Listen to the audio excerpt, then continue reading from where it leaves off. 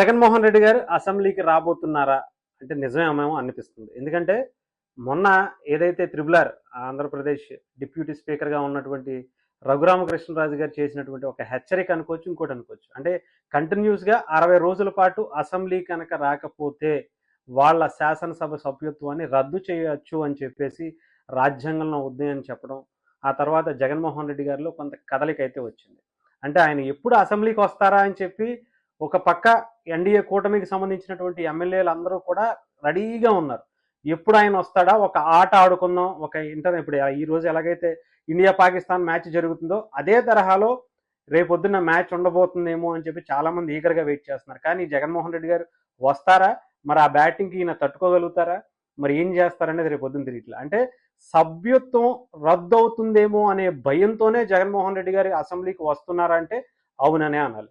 ఎందుకంటే ఆయన మళ్ళీ పులివెందుల్లో ఓడిపోతే, అంటే ఇప్పుడు కనుక రద్దు చేస్తే మళ్ళీ అక్కడ ఎలక్షన్స్కి వెళితే కనుక బై ఎలక్షన్స్ వస్తే గెలిచే పరిస్థితులు జగన్మోహన్ రెడ్డి గారికి కనిపించట్లేదేమో అని అనిపిస్తుంది.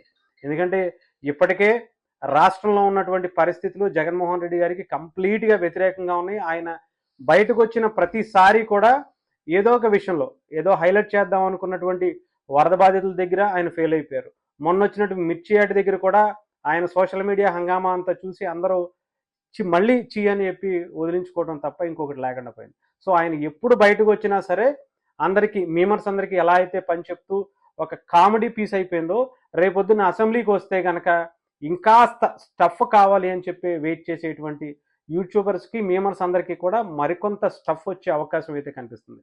కనీసం వాళ్ళ కోసమైనా సరే జగన్మోహన్ రెడ్డి గారు మళ్ళీ రావాలని చెప్పి చాలామంది యూట్యూబ్ ఛానల్స్ అయితే పనిగట్టుకుని వాళ్ళకు ఉండేటువంటి ఒక అద్భుతమైనటువంటి కామెడీ, ఆయనకి చెప్పాలంటే జగన్మోహన్ రెడ్డి గారికి చాలా మంచి కామెడీ టైమింగ్ ఉంటుందని దానికోసం చాలామంది వెయిట్ చేస్తున్నారు. సో రేపొద్దున మరి ఆ కామెడీ టైమింగ్ని రేపొద్దున జగన్మోహన్ రెడ్డి గారు అసెంబ్లీలో చూపిస్తారా? చాలామంది మొన్న అసెంబ్లీలో అటు గతంలో అచ్చెన్నాయుడు గారు మాట్లాడినట్టుగా స్పీకర్గా త్రిబుల్ ఆర్ గారు ఉండాలి, మిగతా సభ్యులందరూ ఉండాలి, పవన్ కళ్యాణ్ గారు, లోకేష్ గారు ఒక పక్క ఒక మూలన జగన్మోహన్ రెడ్డి గారు వచ్చి కూర్చుంటే ఆట ఎలా ఉంటుంది?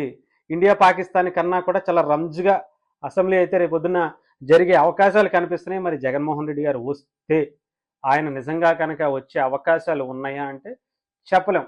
ఆయన కనీసం ఏదో ఒక విధంగా ఒకసారి వచ్చి హాజరు వేయించుకుని వెళ్ళిపోతే గబుక్కున అక్కడ మళ్ళీ రద్దు చేయకుండా మళ్ళీ బై ఎలక్షన్ రాకుండా పులివెందుల్లో బ్రతికే అవకాశాలు ఉంటాయి. లేదా మనం మళ్ళీ గెలిచిపోతామని చెప్పి ఒక మళ్ళీ ధైర్యంతో పక్కన ఉన్న మాటలు విని ఆ సోషల్ మీడియా బ్యాచ్ లేదంటే పేటీఎం బ్యాచ్ మాటలు విని కనుక ఆయన అసెంబ్లీకి రాకపోతే రద్దు అయిపోతే పుసుక్కున అసెంబ్లీ రేపొద్దున పులివెందుల్లో కూడా ఓడిపోతే కనీసం పులివెందుల ఎమ్మెల్యేగా కూడా ఆయనకి పేరు ఉండదు. ఇప్పటికే ఆయన కనీసం ఒక ప్రతిపక్ష పాత్ర కోల్పోయారు. ఒక మాజీ సీఎం అనేది లేదా పులివెందుల ఎమ్మెల్యే అనేది మాత్రమే ఉంది. రేపొద్దున పులివెందుల ఎమ్మెల్యే కూడా పోతే రేపొద్దున ఆయన ఏం చేయాలో తెలియనటువంటి పరిస్థితి. వైఎస్ఆర్సీపీ అధ్యక్షుడిగా ఎవరో కూడా ఆయనకి విలువనెవరు కంపల్సరీ చెప్పాలని వైఎస్ఆర్సీపీ జీరో అయిపోయినట్టుగానే మనం భావించాల్సి వస్తుంది. సో మరి అంత దానికైతే జగన్మోహన్ రెడ్డి గారు తీసుకోరు. డెఫినెట్గా ఆయన మళ్ళీ రేపొద్దున అసెంబ్లీకి రేపు కాకపోతే ఎల్లుండైనా సరే వచ్చే అవకాశాలు అయితే చాలా బలంగా కనిపిస్తున్నాయి. దానికి సిద్ధంగానే ఇక్కడ ఉన్నటువంటి కూటమి సభ్యులందరూ కూడా చాలా పకడ్బందీగా ఉన్నారు. ఇక్కడ మిగతా వాళ్ళు ఎవరిని కూడా టార్గెట్ చేయట్లే.